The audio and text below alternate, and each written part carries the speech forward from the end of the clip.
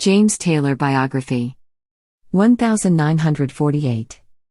Singer-songwriter James Taylor creates music that combines folk, rock and pop sensibilities. Some of his hit songs include Fire and Rain, Mexico and Shower the People. Who is James Taylor? Musician James Taylor rose to fame in the 1970s, when he became known for writing and performing sensitive, affecting songs. Over the course of a long-running career, Taylor has won 5 Grammy Awards and seen many of his albums go platinum. He was inducted into the Rock and Roll Hall of Fame in 2000 and received a National Medal of the Arts in 2011. Early life.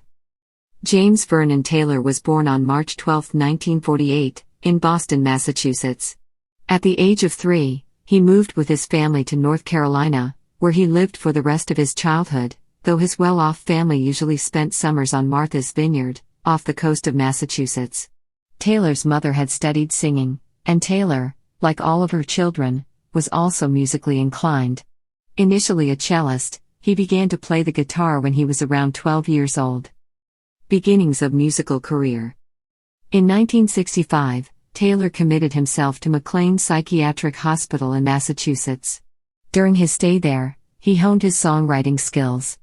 After leaving McLean in 1966, he helped form a band, The Flying Machine. When the group broke up, Taylor moved to London, where he was signed by the Beatles' Apple record label. James Taylor. Following the release of his 1968 debut album, James Taylor, which received a positive reception from critics but didn't sell well, Taylor returned to the United States. Struggling with a heroin addiction, he checked into a hospital in New York, and then went to Austin Riggs, a Massachusetts psychiatric facility. After those stays, he played the 1969 Newport Folk Festival. He then moved to California and recorded a new album, this time for Warner Brothers. Albums and musical stardom. Sweet Baby James, Mudslide Slim. Taylor's career skyrocketed with the success of his second album, Sweet Baby James, 1970, which contains what may be Taylor's best-known song, The Gentle Fire and Rain. Both the album and the song reached number 3 in their respective chart categories. On his next album, Mudslide Slim and the Blue Horizon, Taylor had a number 1 hit with his cover of You've Got a Friend, written by Carole King. He also won a Grammy for his performance of that song. Greatest Hits, JT. Following a few moderately successful releases, James Taylor's Greatest Hits came out in 1976. The album was a success from the start and has now received Diamond certification, selling more than 10 million copies. In 1977, Taylor won a second Grammy for his cover of Handy Man.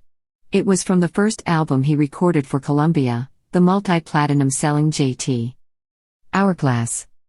Over the next few decades, Taylor's musical output included studio albums, live recordings and even work on a Broadway musical.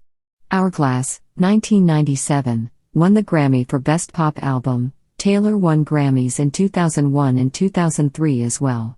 Touring has also enhanced Taylor's popularity, as well as his album sales. Almost all of his releases have now attained either gold or platinum status. Before This World, American Standard.